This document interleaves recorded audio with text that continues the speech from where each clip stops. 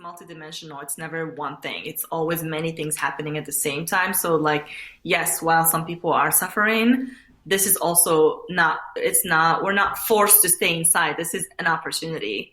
And it just depends on the way you look at it. It's never one thing. It's always many things happening at the same time, and everybody is tapped into one dimension or the other. So one dimension could be fear, and the other dimension could be like complete joy and bliss and communion with spirit. So these dimensions are just available to us, and it's up to us to choose our own adventure, kind of. Mm-hmm. Yeah, I love that. And I don't know, I've been thinking about like the idea of not being a victim of your circumstances and taking control and that ability to choose how you experience what's happening. Exactly. And that's really what witches do best. Right. Yeah, that's what we're working on. No matter what's going on outside of you, you're able to create your own reality. And this is what we do, and this is what we're here to learn, and this is what we're learning as a collective now, because we don't have a choice. I mean, some people don't have a choice. Some already chose. But, that not having the choice actually helps us focus on what's most important, so we can let go of the things that we were attached to that are actually not that important to begin with, and they were just distracting us from the real important stuff. Mm-hmm. Like eating a lot of pasta and watching The Office 5 times in a row.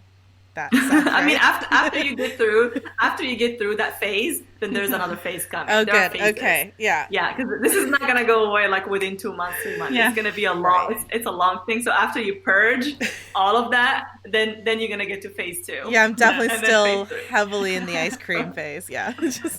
Interestingly, phase 6 is also ice cream in the office. But maybe like ice cream in the office more consciously, as opposed to like just trying to, Right, yeah. I feel like the first week or two that we were inside, I was just like eating constantly. Like it was just like my body was like, just needed to be filled up. Yeah, of course, because the body needs to feel safe. And, like there's so many things going on. Like the body is freaking out. The mind is freaking out. The emotions are freaking out. Spirit is coming in. So we have to recalibrate. And tend to each parts of ourselves, which are different parts, but they have to now come together and merge. And that's really that rebirth process that's going on right now. Well, let's just get started, because I feel like we're already getting some really good gems. Okay. Welcome to Witchcast. 'Cause it's Witchcast. I'm Kate. Emily. Oh! And we're your hosts of the Witchcast podcast. Yes, that's right. We are your co-hosts of the Witchcast podcast. This podcast is all about learning about our witchy world. We are 2 novice witches and comedians living in New York who are just doing our best to learn about everything under the witchy, woo-woo, magical, new agey, whatever you want, spiritual umbrella. Yeah. And that's what we've been doing. We're just trying our best. We're always glad when people want to come along on that journey with us. Yes. So thanks for being here. Yeah. Welcome. And today we have a really special guest for our season 3 finale. We're so excited to welcome Mar. Hi. And do you want to tell us a little bit about Yeah, absolutely. Hi, Mar. So today we have on Mar, or full name Miriam Muna Jesus. She is an energy practitioner. She does Reiki. She does sound bath, sound cleansing, sound healing kind of stuff. She's also an alchemist. And she runs ICU Wellness here in New York City, which is a very cool sort of wellness studio. And welcome, Mar. Yay, thank you. Welcome. So happy to be here. Season finale. Yay. Yeah. And thanks so much for joining us. I'm just so glad to have you even virtually. I know we originally had planned to do this session in your studio before the pandemic hit, which I'm very sad we can't be in your studio right now, but I'm really excited to do it, to come visit your studio once things settle down.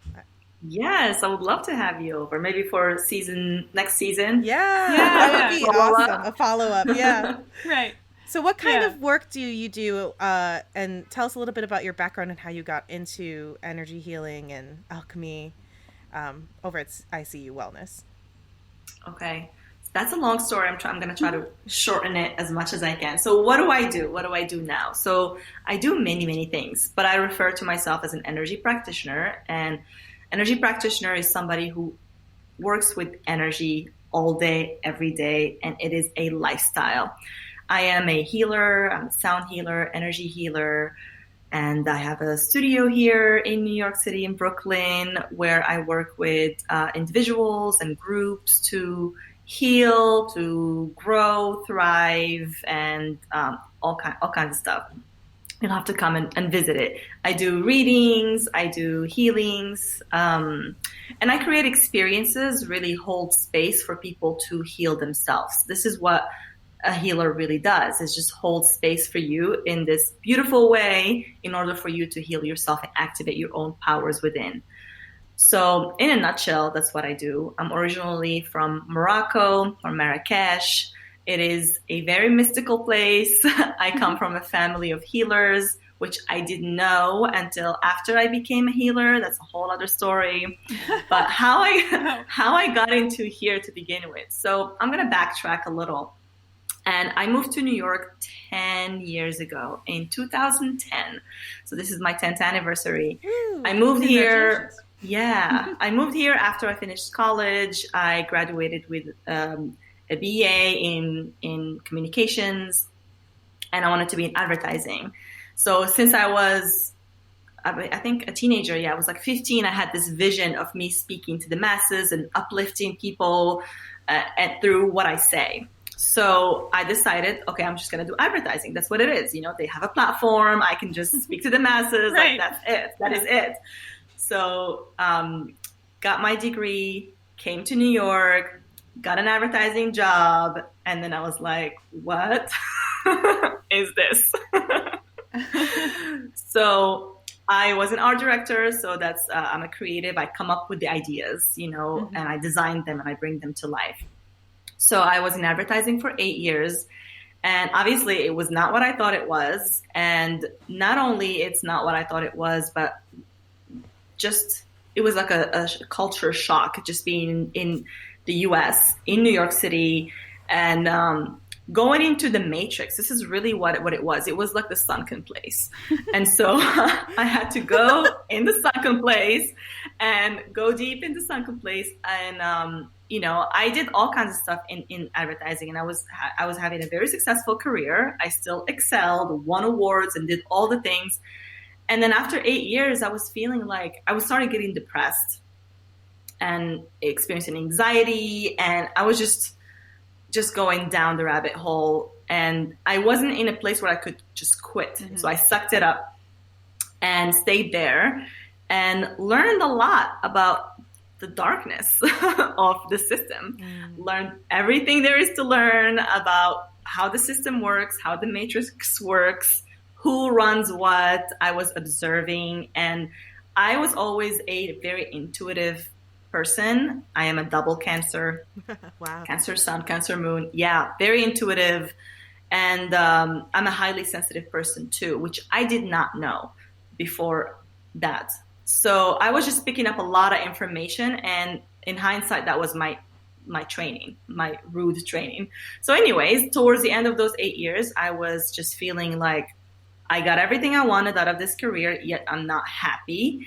And I was fearful to let go of a career that I came here to do. It was my choice. Mm-hmm. And I didn't know what I would do after. So after ruminating, I had decided to face my fear and just say, you know what, fuck it. I don't want to do anything. Actually, I just want to be. I don't want to do anything. I don't care. I'm just going to be radical, and I'm just going to quit and see what happens. Wow. Because that's what my heart was saying. Yeah. So like, fuck it, I'm out. So I quit. And that following month, I just took off for a month. I went to Puerto Rico, and I was just in my elements, in the beach, the sun. Like, that's all I wanted to do. I just wanted to be. And that's exactly what I did. I beed. and it was amazing. It was literally like all my power started coming back to me. And in hindsight, I was like, my guides were telling me, just get out. We got you. Just get out. We got you. So while I was while I was there, I did a little retreat for like 5 days or 6 days while I was in Puerto Rico. And during that retreat, it was a spiritual retreat. During that retreat, I had a Kundalini awakening, like my Kundalini rose. I don't know if you all know what the Kundalini is. It's a whole thing, but it was like activated. Let's go. And so from that moment, everything just opened up. I knew exactly what I'm here to do. Wow. And it was like, that's it. You're going to launch this, and it's going to be, you're going to launch ICU Wellness. It's going to be about you seeing people, because that's what you really do. You can see beyond the veil. And I started writing affirmations, and just to uplift. And one thing led to another. Somebody invited me to share the affirmations at an event. I saw the experience was very powerful. Next thing you know, I got a download about how to make these specific products that help shift vibrations. And they were really for me, because I started rejecting mainstream products. I became too sensitive, especially after the Kundalini rising.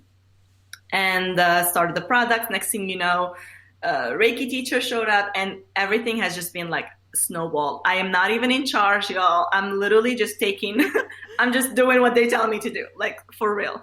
So that's kind of my story. And the funny thing, the last thing I want to say about that, the funny thing is that throughout this whole process, I was thinking, am I crazy? Like, what is happening?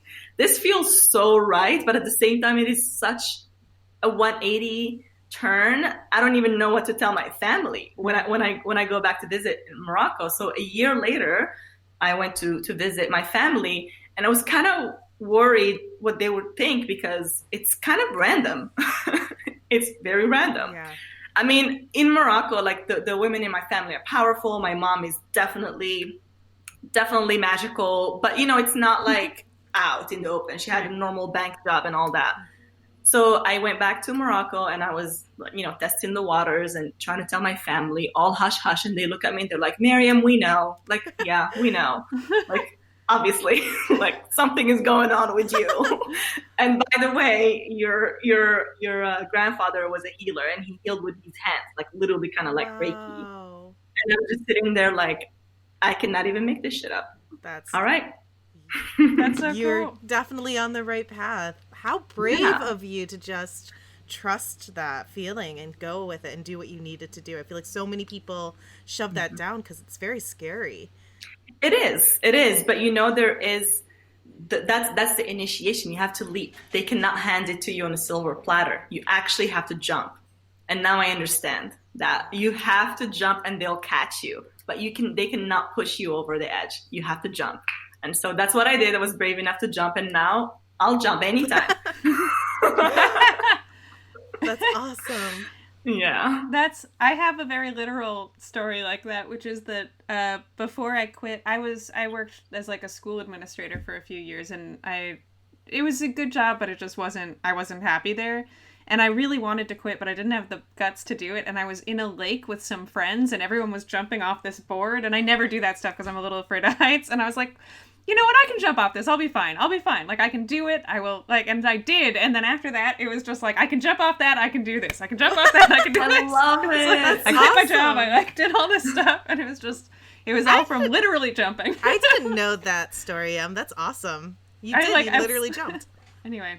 But yeah, I get that entirely. Yeah, sometimes you just need to conquer that one fear. Yeah. You guys are making me want to quit my corporate job. Do it.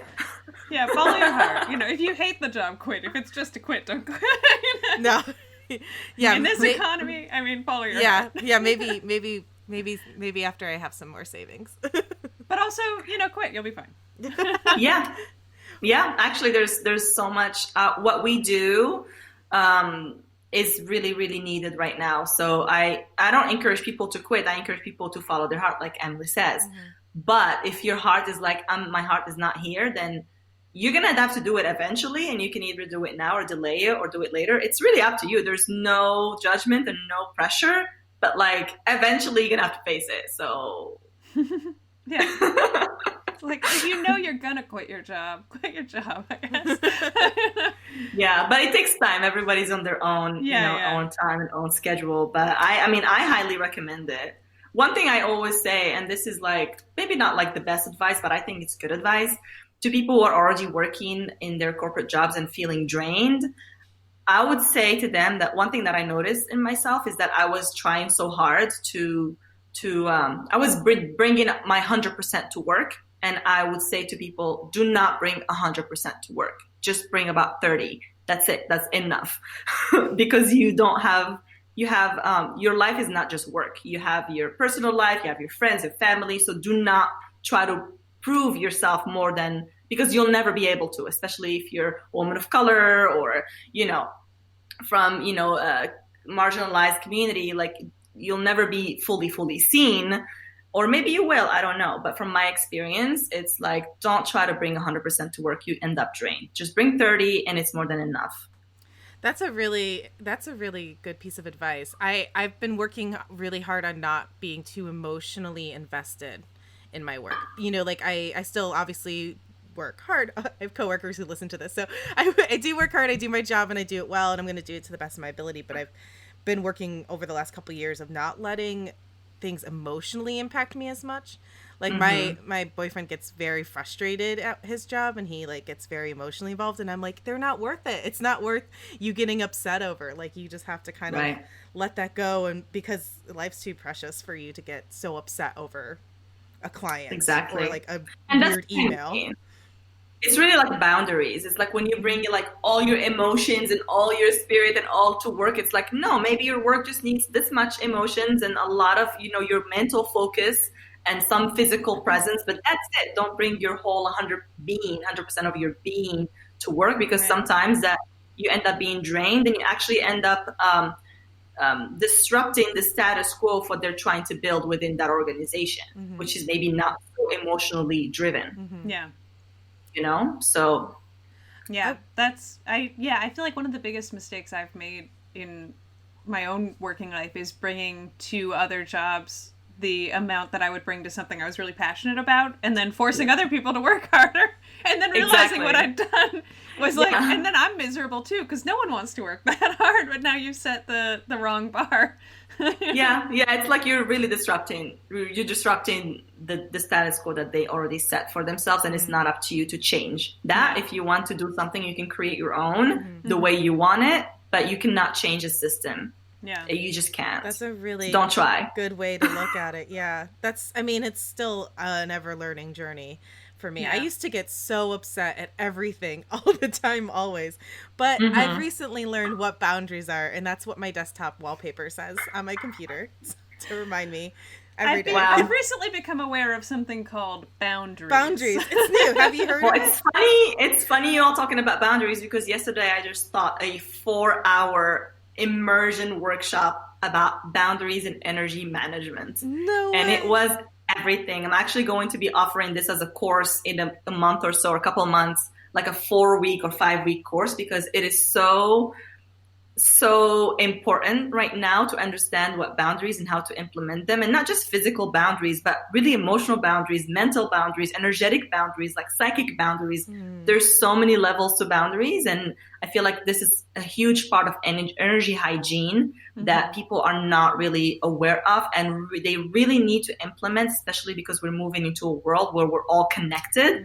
We're all conscious of each other during this pandemic. We're all conscious that we're all in the same boat, let's say, but that can be a good thing, but also a very bad thing when you're tapped into a collective and you don't know what's yours and what's not.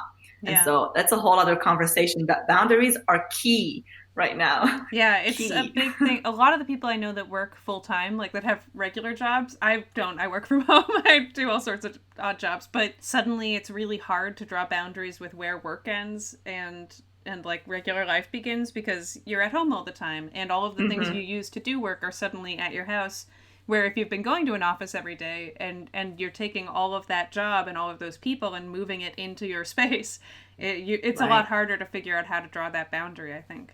Yeah, absolutely. Absolutely. And especially people are having a tough time. Yeah, I think there's a lot being asked of us energy-wise all from every angle. Like, I feel like one boundary I've had to draw for myself is how much I'm taking in the news, because it's been so emotionally draining and you know, making me kind of spiral a bit. And so I've had to stop, you know, reading the news as much as I was.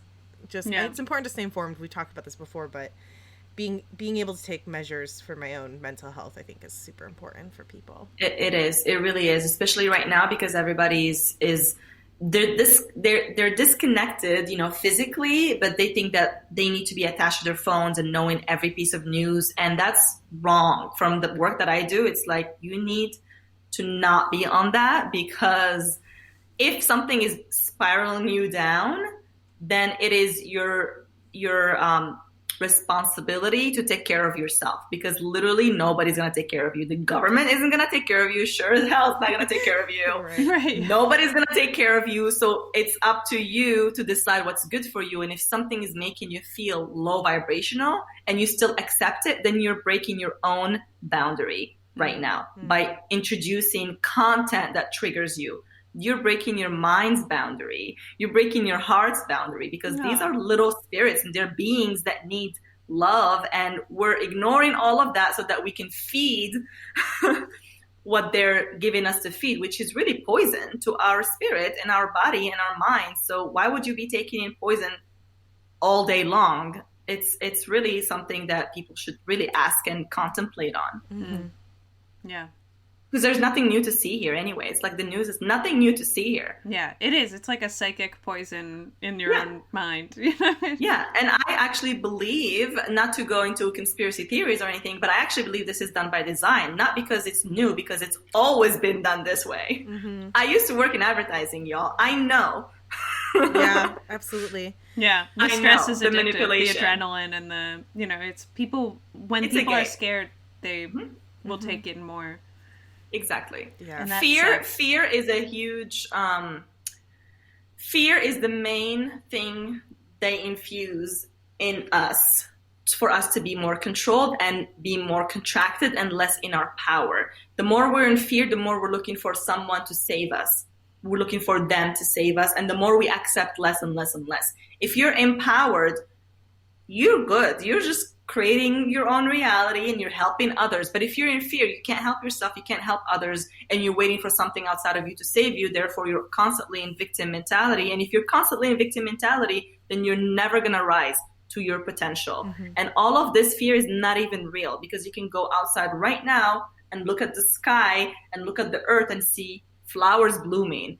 And that's a reality you can tap into instead of tapping into CNN or whatever. That's another reality that exists. It's like, look at it's spring. The sun is shining. The flowers are blooming. You have a roof under your head. You have water. You have oxygen to breathe. So, like, I'm not sure what else do we need. Yeah. Yeah. I mean, it's tough.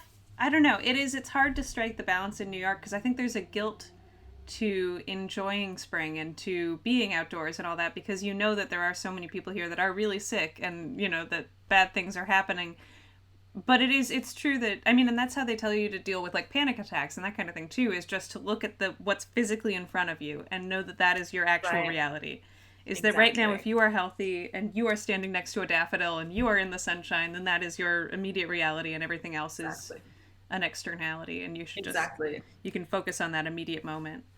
And obviously, I'm not saying go to the park and take your whole family with you. Obviously, you're supposed to be isolated. Yeah, I'm saying you can look out the window, you can stick your head out the window, you can walk around your neighborhood, you can go pick up your groceries and say hi to a tree. Like, that's enough. Just acknowledging what's here, like you said, and being present instead of bringing in these fear-mongering energies into your space, and now they're living in your home, which is your body and your actual home. And that's a recipe for spiraling. Yeah. I think that. Oh, sorry. Go ahead, Kate. No, it's okay. You can go. I was just going to say, and it also leaves you with more room to deal with if a crisis actually does happen. Like, if someone you know does get sick or something like that, if you're not already at a 10, then you have space to help them more. That's exactly what I was going to say. I think, like you said it, with that fear is paralyzing. And so it's not about so much, I think, ignoring or sticking your head in the sand of the reality of the situation and the severity of what's going on and the fact that, yes, other people are suffering. But I know for me, when I let my fears and anxieties overwhelm me, I become totally paralyzed, and I can't help myself or others if I'm not coming to the table, with like a full plate. You know what I mean? If I'm consumed by my fear and paralyzed by that, then it's not helpful to anyone, and it's actually hurting myself. So Exactly. yeah, absolutely. Exactly. It's really the idea. I call it radical self-care because that's what I did when I leaped, and I'm like, I just want to be, I don't care. I'm just going to be radical. I thought that was radical at that time. Yeah. And so radical self-care to me is dropping the ball on everything and everyone and taking care of yourself first, pouring into yourself first. And that is the idea of putting your own mask, your mask on first. No pun intended. First, yeah. But literally making sure you are full before you start tapping into somebody's suffering or like how many people died. It's like, okay, but like you're alive. And right now you're lowering your immune system, which is you're inviting more. So, you're alive now. So what can you do to up your vibration, to fill yourself so that you can be more of service? Because if more of us are feeling full and feeling in our power, then we're able to be of service and help neighbors and help others. But if we're all in fear, then we can't even organize. Yeah. Right. And we're going to need to. Yeah. This is real. So it's like we're going to need to be full so that when it's time for action, we're ready for action. But when we're in a low vibration, then we're just kind of, I hate to say it, but like a herd that's that you can control easily. A herd mentality, a herd group, a collective. Sort of like the sheep thing, the easily Exactly. manipulatable. Yeah. Exactly. Wake up, sheeple. and we're moving out of that. We got to move out of that. This is really what I teach. This is the basis of what I teach. We got to individualize, but understand that we're all one, yes, but each of us is this unique person and spirit with special needs. So you need to take care of your own special needs first and foremost. Right. So going back to what you were talking about with you felt your Kundalini rising and the energy work that you do, one, could you actually define a little, just quickly, I know it's a big subject, but just kind of a top level, what do you mean when you say you felt your Kundalini rise up? And then I'd love to talk more about some energy practices that our listeners could even do at home right now to just kind of get started and dip their toe into the water of this kind of Sure. Yeah. Kundalini is a whole thing, but Kundalini rising or Kundalini awakening is an actual physical experience. So the way people describe it is that you have this like serpent coil kind of energy dormant in the base of your spine. Everyone has it. And so you come to this world with this life force energy. It's like pure, imagine the purest source energy in the base of your spine. And so once you come here already kind of seated and programmed to awaken at a certain time. And everybody awakens in different ways. Some people have it spontaneous, like me, kind of. But anyway, so the Kundalini rising is when this energy opens and moves. And it literally moves through your body, through all your chakras, from the base of your spine, from your root, all the way up. And it is a literal physical experience. And the best way I can describe it is that it feels like an orgasm, a body orgasm. Wow. It is the best. However, not everybody experiences it that way. Okay.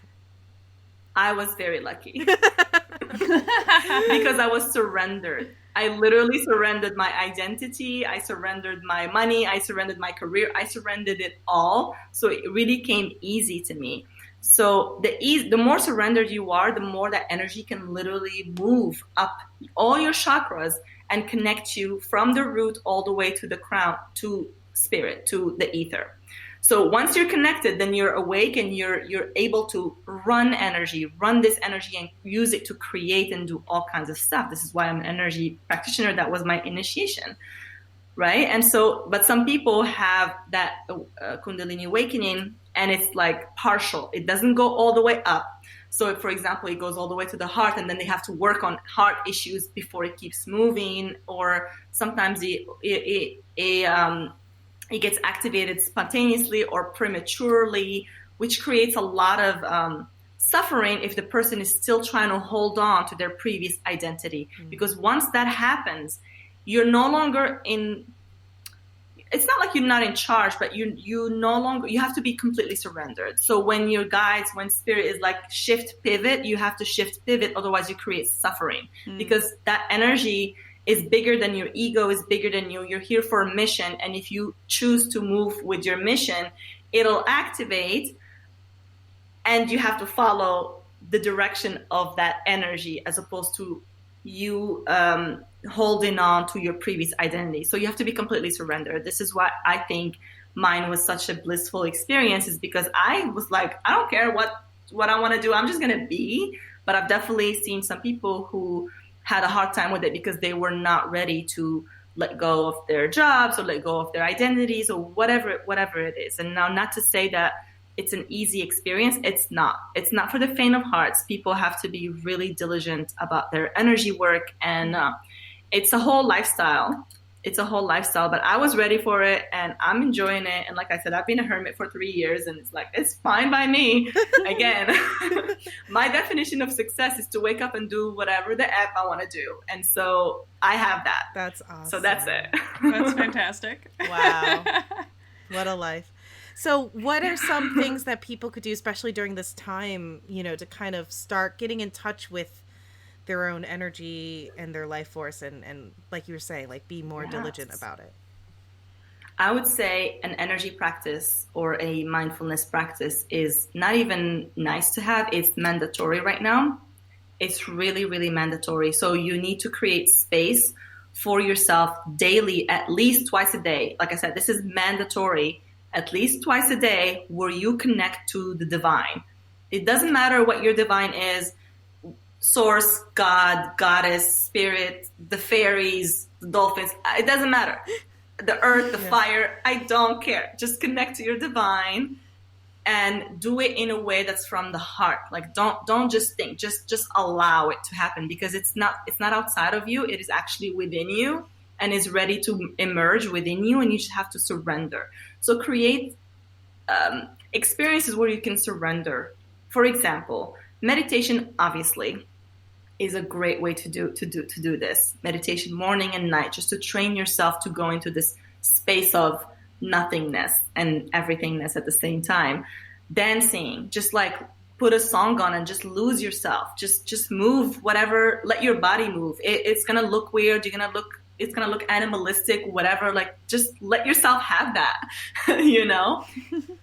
It's basically, it's not about what you do. It's about how much can you surrender, what practices allow you to surrender, because this is not outside of you. It is already within you, but we have to remove all the programs and the veils. It's like peeling an onion, and we have to relax and relax and relax some more, surrender some more, and trust, pray, meditate, whatever it is that we need to do in order to come back to that place of peace.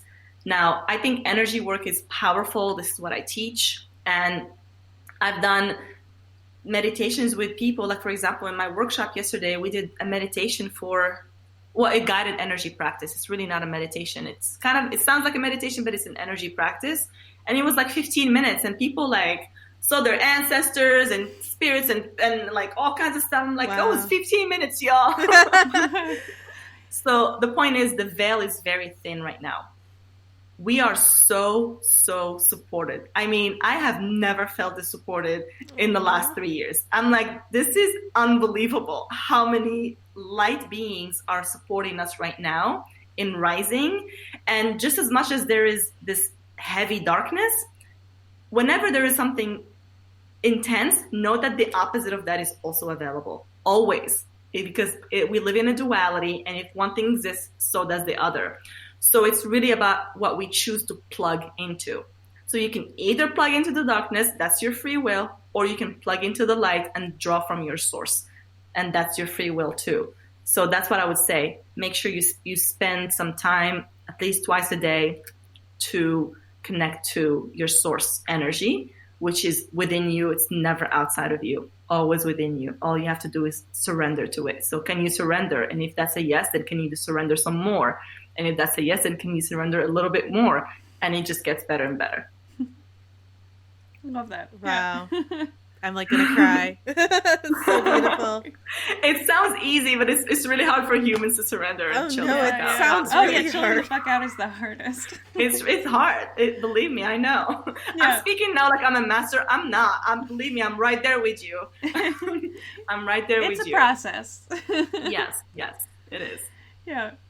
I really connected to, there was something you posted on Instagram that I really liked that you sort of said something that echoed a minute or two ago, but here, yeah.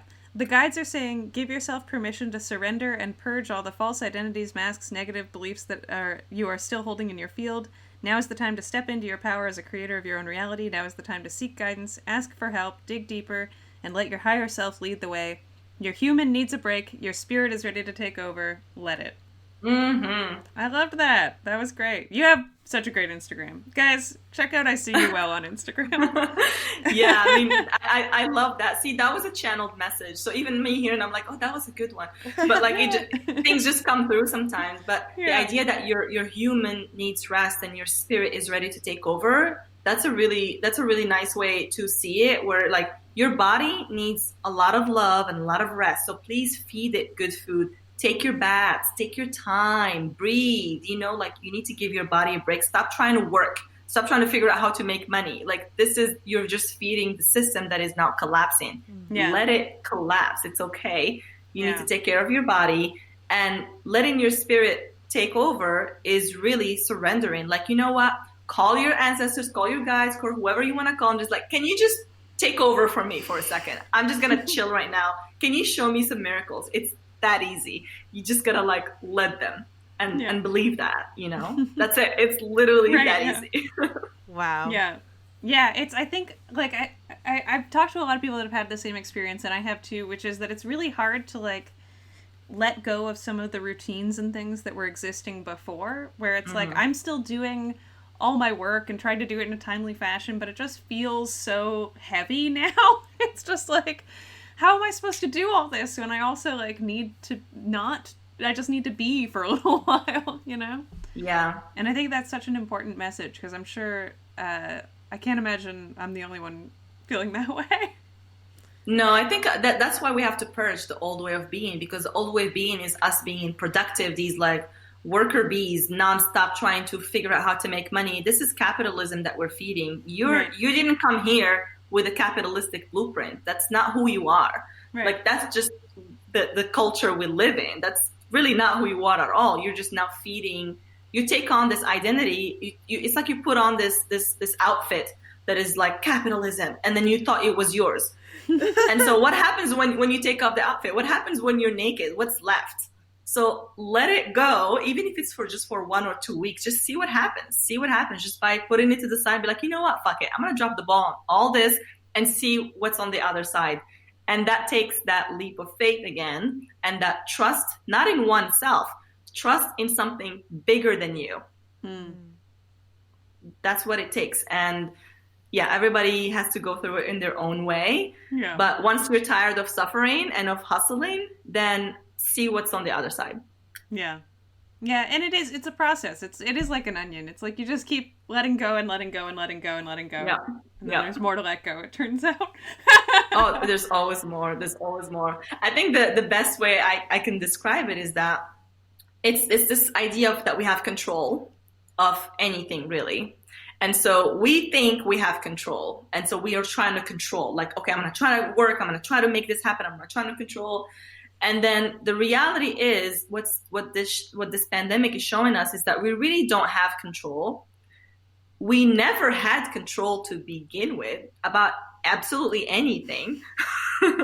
So now that that's out in the open, can we just accept the fact that none of us are in control and there is something bigger that is actually in control, and we just need to let it be? Of course, with a side note that some people are trying to control us. And so we have to be mindful and vigilant about that. But once we surrender to our own, practices that are nourishing, that are not, trying to, make us fearful and take power from us, then we can tap into that wealth of energy that is really available for us to call in what we need to support us. You don't have to hustle out. You can like bring it into you, become a magnet when you do that work. You don't have to go outside of yourself to make anything happen. Everything that I've been doing, I've been attracting from my little hermit space in Brooklyn. Like I don't even go out. I don't even know how people find me. But it's like I'm taken care of, and I believe it, and therefore it becomes my reality. Yeah. Yeah. I think also going back to what you were saying about that sense of control, I think it also ties into this fear of change. Like I'm in the process of moving. I had a moment of clarity last night, and I was like, oh, I'm having a really hard time packing because I am like, this change is feeling very scary and disruptive to me. Like even though you know, it on the surface intellectually it's just a move, you know, like that is stressful, but like I like there's so much change happening, and I'm like I feel like I don't often have these kind of big life shifting moments of change. They happen maybe, you know, 2 or 3 times my entire life, and every time they do, it's like the biggest kind of experience is it's so hard to describe, but it feels like God, like it's scary. It's like it's a big thing. But it's always like everything is collapsing, like everything that you knew to be stable, to provide that stability is kind of like dissipating, and that's the scary part. Yeah, it's kind of, well, it's like that sense of loss of control. It's like kind of like a balloon, like being ripped up from the roots up, or like or having like the balloon kind of let go of and then floating in the air, and you're like, what, where do I land, you know, and just trying to be okay with that not knowing. Yeah, I would imagine that's an experience a lot of people are feeling, and you know, it's very normal. It's very normal as you recalibrate and find your way. But I always say that you can have fear and be brave at the same time. It doesn't have to be one or the other. We are multidimensional beings. There are parts of you that are fearful, and there are parts of you that are hopeful and excited. And so the idea is to tap into that part and let that part bring the other part with it. Yeah. So that's what I usually do when I feel fear. I'm like, okay, fear, I see you. You can come with me because my brave part is about to jump. So you come on. You know, I'll move with you. So like being able to hold both at the same time is where the alchemy happens. Yeah. So I love that. That's really, really lovely. Can you speak a bit about your alchemy side? What do you mean when you say you're an alchemist, and how does that work? Being an alchemist can be seen in so many different ways.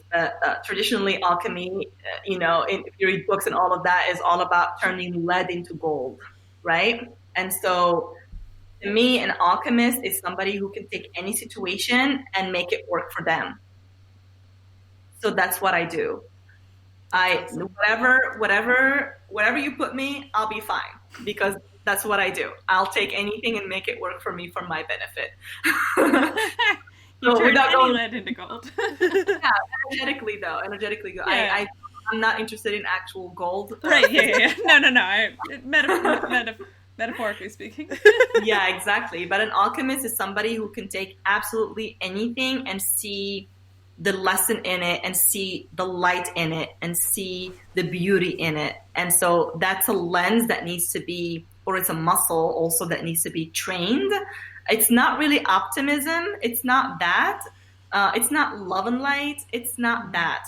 It's more about like being able to extract the lessons needed for your own personal development. So that everything that happens to you, and I'm putting that in quotes, you know, everything that happens to you actually is happening for you. And I'm looking at the time, and it's 3:33 right now. Alchemy. Welcome, baby. I'm just joking. But what I said before, yes, yeah. definitely.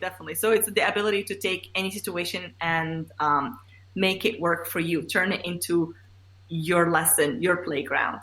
Yeah, I love that. I love that. Yeah, you have such a healthy, like, wonderful outlook. like your energy itself just through this video call is like so restorative. I love it. You're like a beam of sunshine. Thank you. Thank you. I'm not always like this. My dark side is very dark. So, yeah. I'm a double Cancer, I was but gonna say, I'm a Venus in Leo. My rising is Sagittarius. I got a lot of fire, and when the fire comes out, it destroys.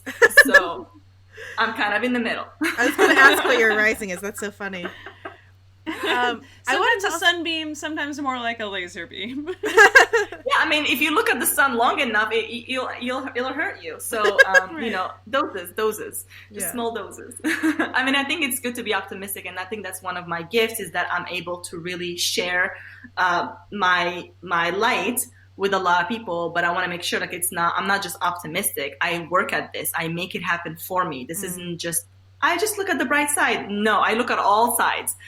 I look at all sides and alchemize them to make them work for me. I create my own reality, and that's what I have control of. And that's it. Nothing else. I only have control of my reality, and everything else is out of my control, and it's not my business.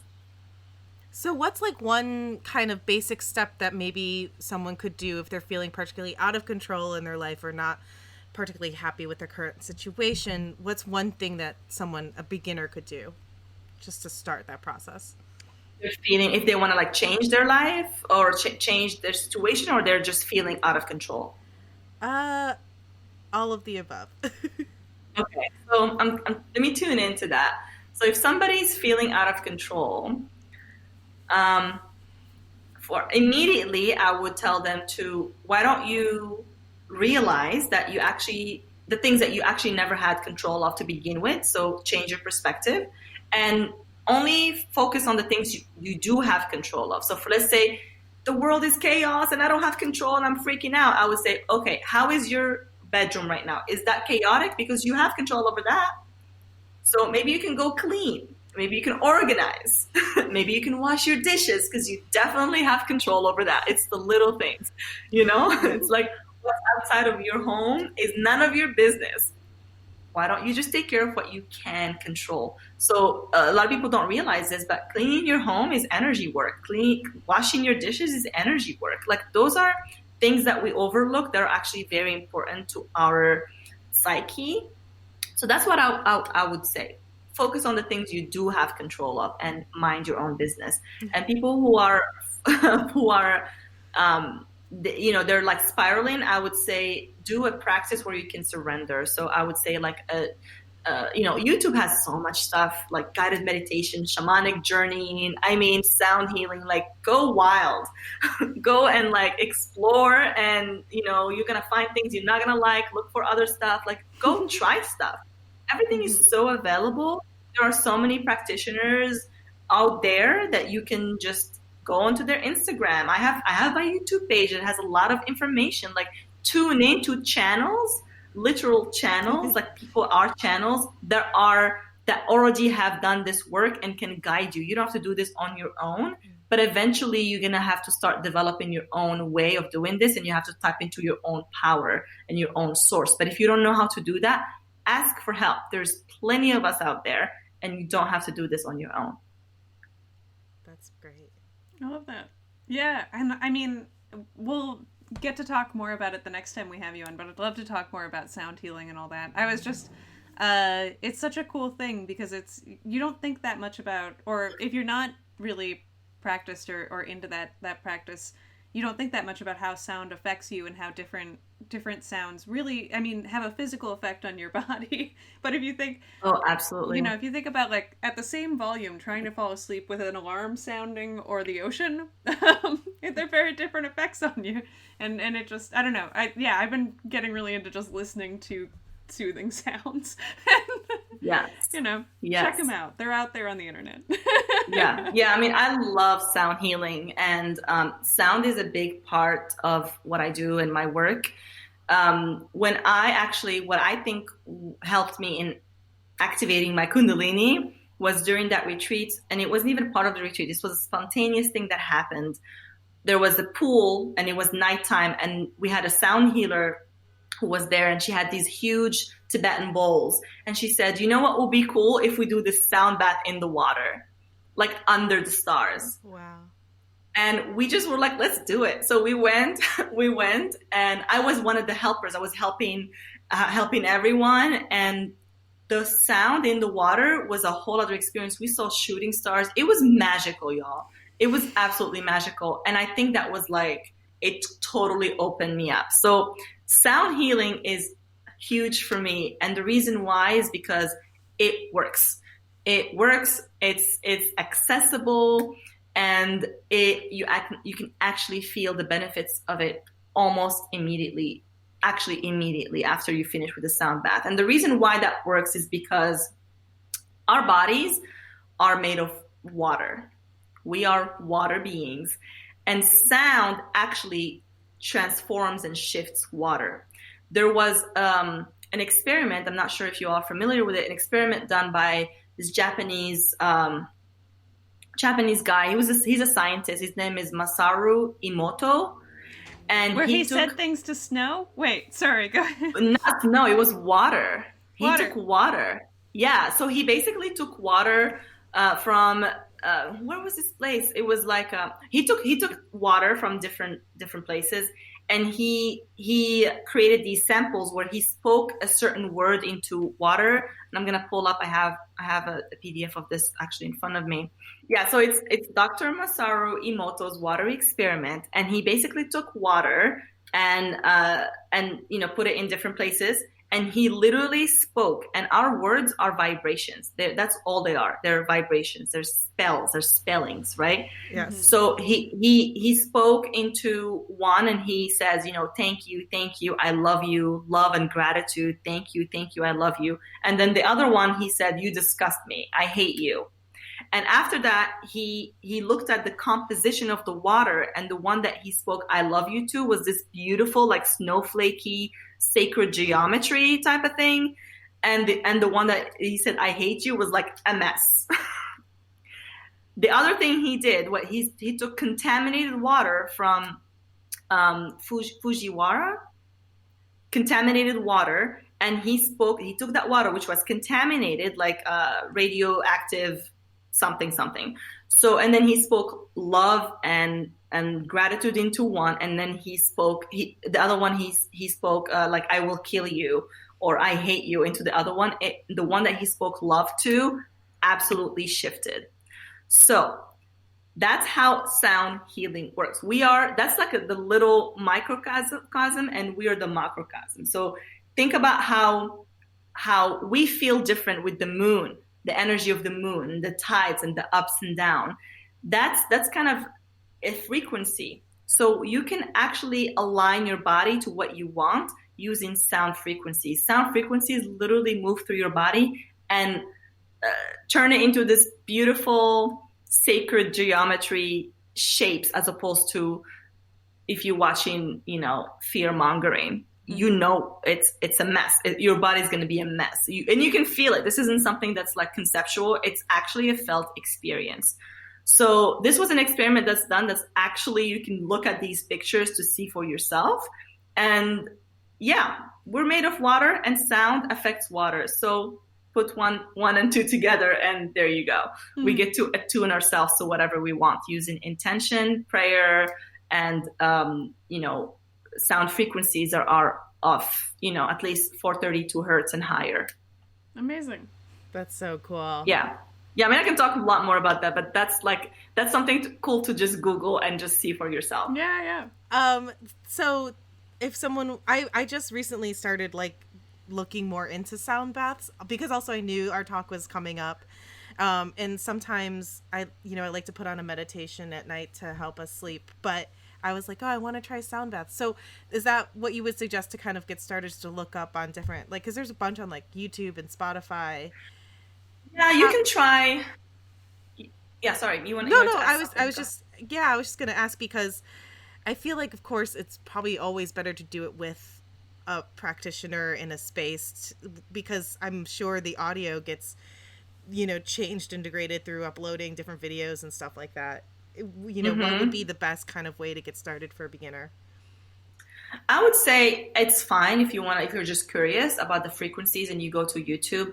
The only issue with YouTube is that if you don't know the practitioner, then you don't know what the intention is. and it could be anything. So that's the thing. It's like you want to make sure that you're with a practitioner that you trust, because you want to make sure the intention is from the heart, because the sound can be programmed, and there's all this whole thing. So for me, I would say find a practitioner. Like, for example, as soon as actually before this all happened, I moved my entire business online, and I do sound baths over Zoom. I did 2 already. I have 2 uploaded on my digital downloads that people can download and listen to anytime. Now, I would agree that the sound is not as crisp as in person, but I also work with energy, and I am sending supportive energies along with the sound to create a whole experience. So from the feedback that I received, it works because sound and frequencies can travel, energy work can travel. You don't have to be here in person. So I would say find the practitioner that you like, or if you are curious, get a sound bowl, get a tiny one, and just work with it, like a small one, like one of those small Tibetan bowls. Like, don't get the whole set, if you don't know, you don't need that. Just get like the $30 tiny one. You can order it online and just play with it. You can just play with it and see where that takes you. And also you can get tuning forks. Tuning forks are awesome. They're very accessible. They're not that expensive, and you can just play with them. So that's what I would say. But I always like to work with somebody I can trust, and a practitioner that I know their heart and I know where they are, as opposed to somebody who's just doing it because it's trendy. It's a different frequency than somebody who's doing it for healing, than somebody who's doing it because it's cool. It's energy. That's the thing. That's great advice. Yeah, because there's definitely been some I've listened to where I'm like, I immediately don't like it. Like, I can tell right away that it just doesn't sit right. Yeah. Mm-hmm. So that's great. I can't wait to check out your digital downloads. Yeah. Yeah, I have a bunch of them there. I have like some webinars. I have the cleanse sound bath sessions, and everything that I do is a sliding scale. So it's always pay what you can to make sure that everyone has access to healing, because not everybody can afford, for example, like $20 yoga class. It's like, it's not always accessible. So I want to make sure that everybody has access to these modalities. And of course, I also have stuff on my Instagram and YouTube that is completely free. Great. Awesome. Is there anything else? Oh, go ahead. Oh, yeah, that was exactly what I was going to say. By the way, you and I have been on the same page like this entire session, because everything that you say, I want to say. But we're just saying the same thing. Same thing. I feel very in tune with you right now. Is there anything, Mar, else that you would like to say before we wrap things up that you'd like to share with our listeners? Let's see. I think the most important thing that everyone needs to know right now is that not everything is as it seems. That it is really a time to step out of the victim mentality and to begin creating your own reality. That it is all available, and all you need is desire, free will. You decide and things will open. There's a lot of magic that we can access right now. I mean, a lot. A lot of magic. And so it's time to choose your own adventure. And even if you're not ready to take that leap, the most important thing for you to do is to not beat yourself up and just be kind and loving to yourself, because everything outside of you is already not kind and not loving. So don't add to that. No matter where you are, just accept where you are, because you are exactly where you need to be, and you are perfect and divine. And I hope that you get to take the leap to see what's on the other side. Oh, that's so beautiful. Thank you. Yes. And so, speaking of your digital downloads, our listeners can find more about you on your website, icewellness.com. Mm-hmm. And you also have an Instagram. And that's ICEEYOU wellness.com. Great. And also your Instagram is ICUWell. Mm-hmm. Right? And we'll link to everything in our posts and on our website. But awesome. I think you're providing very much an essential service right now. Yeah. That's what I felt. Yeah. That's what I feel. Thank you. Yeah. So at the end of every episode, we do a tarot card draw, and you have a couple of decks with you that you want to pull from, right? Yes, I do. So if you all give me a couple of minutes, Let Yeah, me just absolutely. shuffle. So I don't usually pick cards, they just fly out. That's So, perfect. I love that. Yeah, yeah. So take your just give me a time. second. I feel like we've been ascribing more to that school of thought this season. Not intentionally, it just sort of kept happening, and now that's been our way lately. It's just like, okay, Yeah, well, this card is it's here, so that's the fun. card we're going with. Yeah. Exactly. Okay, just give Surrendering me a and second. listening. All right, Spirit. What do they need to know today? I am pulling from the Goddess Guidance Oracle cards by Doreen Virtue. Okay. Beautiful. So here's the card that we got. It is the Goddess Abundancia, and it is prosperity. Ah. It says the Ooh. universe is pouring its abundance out to you. Be open to receiving. Whew. Chills. Okay. Chilled for real. I mean, look at this image of like literally the universe is like, here's all this magic, but you're so close. You're not even open to receiving it. And this is exactly what I'm saying, that there is a lot of magic right now. The only thing we need to do is be open to receiving it and just tune into that, because it's there, up for grabs. But if we're not in that frequency, then it's not a match. We cannot even see it, even if it's presented to us. So the universe is pouring its abundance out to you. Be open to receiving. Be surrendered, I would add, to receiving. Yes. Yeah. That's so Surrendered, beautiful. yeah. I feel this is terrible for a podcast because I feel so much at a loss for words for all of this. I think you all just had an energy session with me right now. Yeah, I think so. Should pay. We'll Venmo you after. That's amazing. And then did you also want to draw an affirmation as well? Yeah, I'll draw an affirmation. These are affirmations that I write. I love Okay. that. Oh, so you make Yeah. your own, you have your own like That's so affirmation cool. thing that you make. Yes. Hey, cool. I see you. Yeah, these are my affirmations that I write and print them myself. That's and I so have cool. I do have affirmation decks available that I sell. But anyway, so this is your affirmation. It says, I will be kind to myself. I will forgive myself. I will reflect and learn. Then I will do better tomorrow. Get the tissues. That's so good. I mean, yeah, that was cool. I liked it a lot. Yeah. Yeah. Nice. Yeah, whatever. I mean, it's fine. Please take pictures of those so we can post that I on our will. Instagram. I will send them to you. Yeah, I'll Yeah, I'll and put I'm them gonna to the side. buy So, your yeah, affirmation. Spirit deck. always comes through with the messages. I had one more question, which is just, do either of you have anything that you feel like you've seen, or just like any sort of, doesn't have to be witchy, just anything in the world that you've seen or been doing, or anything that's really given you joy in the last week or two? Anything that has sparked joy lately that you might want to share? Yeah. I think sitting outside in the sun, I'm very lucky that I have a little garden. Ugh, amazing. And yeah, but I also I did gave the universe no choice. I'm like, if you want me to stay in New York, I need this. But I have a little garden, and watching everything bloom again has been just so beautiful and so joyful.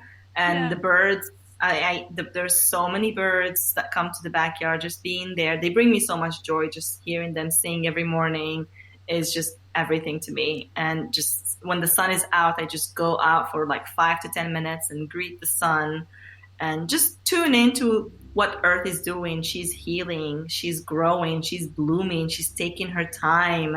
She is, reclaiming her time. And so I just Yeah. take the wisdom from there and try to apply it to myself. So that's been bringing me a lot of joy. Yeah, I love that. Yeah, I've been feeling like my little desk here faces my backyard, or the backyard that this house has.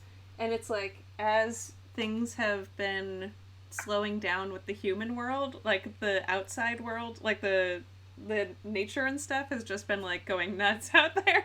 Like our birds, or the birds are just like singing so loud so They're often. so happy because usually we hear like the noise and just the New York City noise, and now we're able to just slow down and see nature and connect, and I think there's a lot of magic in that.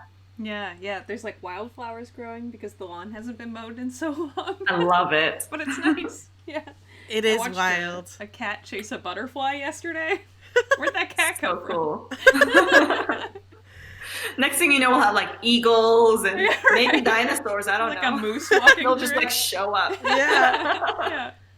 It is amazing to see how much the earth is like just thriving without us. Like we really aren't needed. No, we're the virus to Earth. We're totally. with the literal virus. Yeah, absolutely. Oh boy. It's true. Although we can be better. This is why we are in timeout. Yeah, we can be better. Yeah, the thing is, we're all still here. We timeout. didn't go away. We're just not doing bad things. Exactly, which is possible. Yeah. How about you, Kate? Anything bringing you joy lately? I've been feeling very cooped up. I am very much looking forward to my move, and not at the same time. It's complicated, but I think I've been playing a lot of Animal Crossing, which I want to give June a shout out because I know they are our past guest and good friend. They were the one who connected us with you, Mar, and but I know June also has been playing a lot of Animal Crossing, but it's a very beautiful like virtual world of I'm just on this island and I can go fishing or just like That's walk awesome. around and like look at the stars, and it's been a really nice retreat. It's like very simple life. Yeah. I think it's popular right now for a reason. I think So you're kind of doing the same thing as me and Emily, just in a virtual way. Just a virtual Hey, whatever works. Yeah. You're just going outside on the inside. Yeah. Yeah, that's been my escape lately. Yeah. Awesome. I'm trying to think if there's anything else. Yeah, do you have anything in? Yeah, two, actually. One, I discovered that a craft beer place that I like in my neighborhood is still open and doing deliveries now. So we ordered a growler of beer, which is just like, it was just exciting because it's nice to support a local business that I like and didn't know had anything going on. So maybe I'll get a sandwich from there sometime too. But That's awesome. and also, one of my friend Evelyn invited me to a Facebook group, which the fact that I'm in a Facebook group at all is unusual, but I joined, and it's people from my home province in Canada, from Nova Scotia, doing like a kitchen party, which is like where everybody gets together and plays music, except they're all at home. So they're all uploading videos of themselves like playing guitar and singing and or playing different instruments and stuff. And like in some cases doing like reels and things. Like they do a lot of like traditional Celtic music there. So it's like, okay, this is like St. Anne's reel in the key of whatever, G sharp, if anyone wants to join in from home. That's awesome. So they upload a video of themselves playing for other people to play along. And that, I spent like an hour watching it this morning, and it made me really happy because it was just so like sweet and wholesome. That's so really beautiful. Awesome. Just like a really pure way of reaching out to the world, Yeah. making music.